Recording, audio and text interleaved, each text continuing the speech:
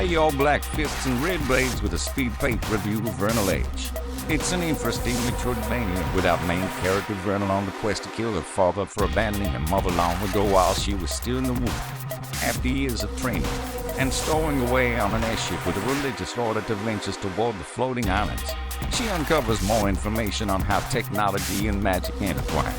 She soon comes across other colleagues of her father who were betrayed by him in order to achieve the power to control one reality, space between dimensions capable of being shipped to new realities. These strange distortions create storms and have been used by her father to teleport in our reality. Vernal gets the aid of Cheryl to fly an airship and track down her father. He had wanted to get back at the man for his own personal issues, but they soon learned that his quest for power could undo everything and turn him into a false god. As far as the story goes, it stays focused on Vernal and her encounters with the world, but the girl is on business and barely cares what's happening besides killing her father. She knew about the church, but doesn't know what they're about. 20 years in the woods and she didn't really know how the floating islands work, but hardly anyone did. 20 years ago, the land was pulled apart because of either magic or the unreality storms. Vernal eventually runs into a robot who used to be a man that worked for her father and actually wants a piece of him too. Though even in a robot body, he's no warrior. They define a ship and traverse the floating islands in search of her father's whereabouts and how to kill him. Along the way, they learn small clues as to what you need and where he's been in order to understand the unreality and what he wants to use it for.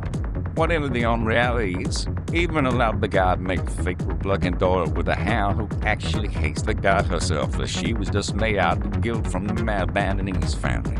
Along the way, you learn more about the world as you go from one island to another, learning different biomes and plant life or history. And I don't care.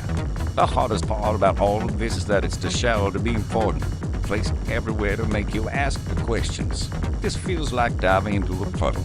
Depending on the area, they grow in hazards and need to be traversed with unlocked powers in order for you to progress. The weird part is that the movement skills are plentiful.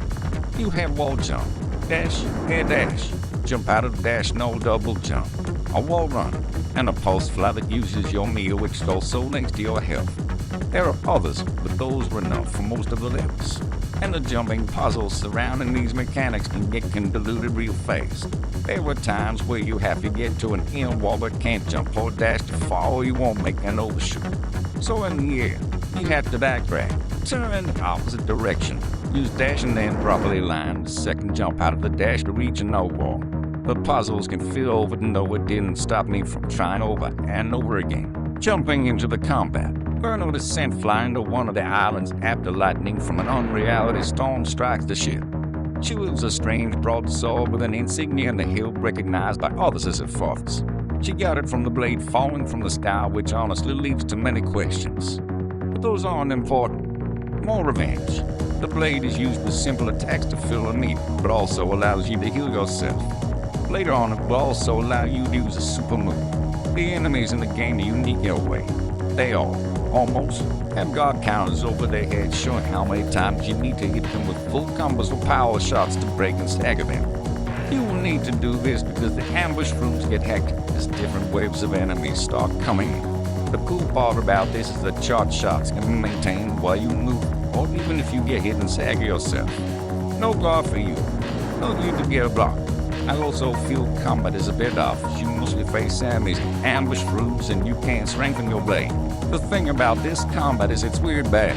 Your basic attacks barely do any damage aside from the really small fodder enemies you face that give health without the pulse blade. But the battles can get difficult as you're forced to rely on either your magic or special attacks to break through enemy ranks. I can't get why since there is a lot leniency, but it still feels off. Either way, the story remains focused on Vernal. The pixel art is amazing. The music is a bit hit and miss, but you can enjoy it for the most part. But the action is great and dynamic. I'll have to give Vernal a 6/10. Good game and interesting story, but I would prefer a better mix. This is Black Fists and Red Blades signing out. Have a good one.